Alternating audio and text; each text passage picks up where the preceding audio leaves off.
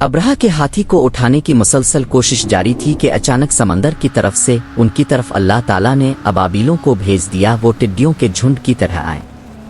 दूसरी तरफ अब्दुल मुत्तलिब मक्का में दाखिल हुए, हरम में पहुंचे और कबा के दरवाजे की जंजीर पकड़कर अब्रहा और उसके लश्कर की खिलाफ फतह की दुआ मांगी। उनकी दुआ के अल्फाज ये थे, ए अल्लाह, ये बंदा अपने काफिले और अपनी जमात की हिफाजत कर रहा है, तो अपने घर यानी बैत अल्लाह की हिफाजत फरमा। अब्रहा का लश्कर फतह ना हासिल कर सके, उनकी ताकत तेरी ताकत के आगे कुछ भी नहीं।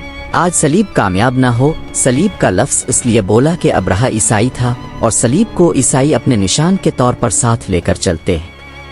अब उन्होंने अपनी कौम को साथ लिया और हिरा पहाड़ पर चढ़ गए, क्योंकि उनका ख्याल था वो अब्रहा का मुकाबला नहीं कर सकेंगे।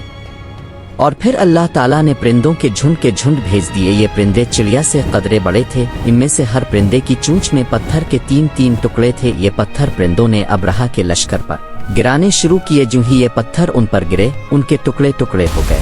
बिल्कुल इसी तरह जैसे आज किसी जगह ऊपर से बम गिराया जाए तो जिस्मों के टुकड़े उड़ जाते हैं। अब्रहा का हाथी महमूद अलबत्ता उन कनखियों से महफूज रहा, बाकी सब हाथी तहस नहस हो गए।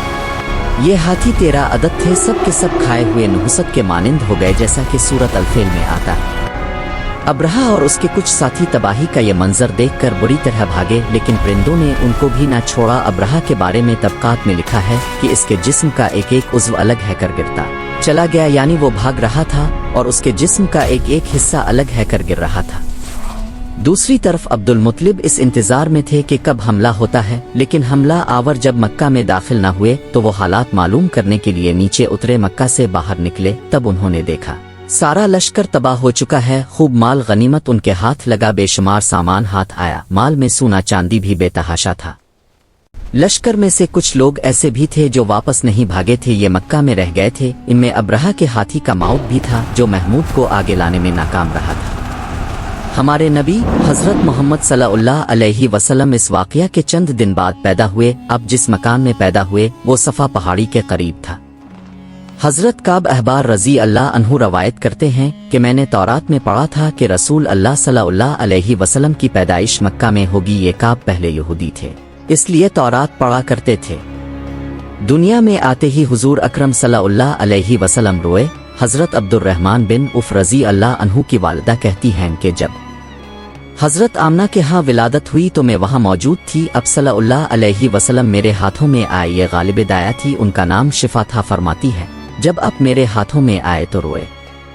अब के दादा अब्दुल मुत्तलिब को अब की विलादत की इत्तला दी गई। वो इस वक्त खाना कबा का तवाफ कर रहे थे। इत्तला मिलने पर घर आए, बच्चे को गोद में लिया। इस वक्त अब की वालिदा ने उनसे कहा, ये बच्चा अजीब है, सजदे की हालत में पैदा हुआ है, यानी पैदा होते ही इसने पहले सजदा किया, फिर सजदे से सर उठाकर उंगली आसमान की तरफ उठाई।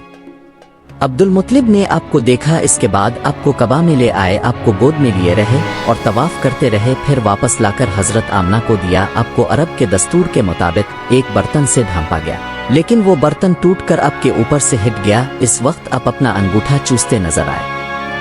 इस मौके पर शैतान बुरी तरह चीखा। तफसीर इब्न मुखिल्द में है कि शैतान सिर्फ 4 मरतबा चीखा। पहली बार इस वक्त जब अल्लाह ताला ने इसे मालूम ठहराया, दूसरी बार इस वक्त जब इसे ज़मीन पर उतारा गया, तीसरी बार इस वक्त चीखा जब हजरत सल्लल्लाहु अलैहि वसल्लम की पैदाइश हुई, और चौथी मरतबा इस वक्त जब नबी करीम सल्लल्लाहु अलैहि वसल्लम पर सूरा फातिहा नाजिल हुई।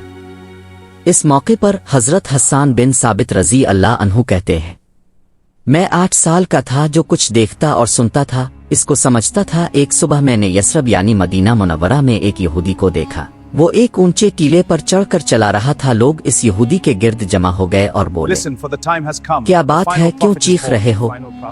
यहूदी ने जवाब दिया, अहमद का सितारा तुलू हो गया है और वो आज रात पैदा हो गए हैं।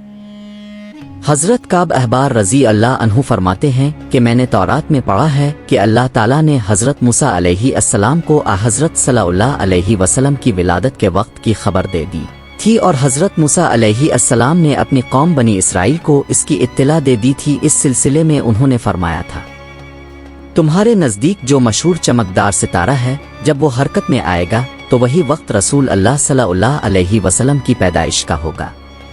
یہ خبر بنی اسرائیل کے علماء ایک دوسرے کو دیتے چلے آئے تھے اور اس طرح بنی اسرائیل کو بھی حضرت کی ولادت کا وقت یعنی اس کی علامت معلوم تھی۔ حضرت عائشہ رضی اللہ عنہا سے روایت ہے کہ ایک یہودی عالم مکہ میں رہتا تھا۔ جب وہ رات آئی جس میں حضرت صلی اللہ علیہ وسلم پیدا ہوئے تو وہ قریش کی ایک مجلس میں بیٹھا تھا۔ اس نے کہا، کیا تمہارے ہاں آج کوئی بچہ پیدا ہوا ہے؟ لوگوں نے کہا، ہمیں تو معلوم نہیں۔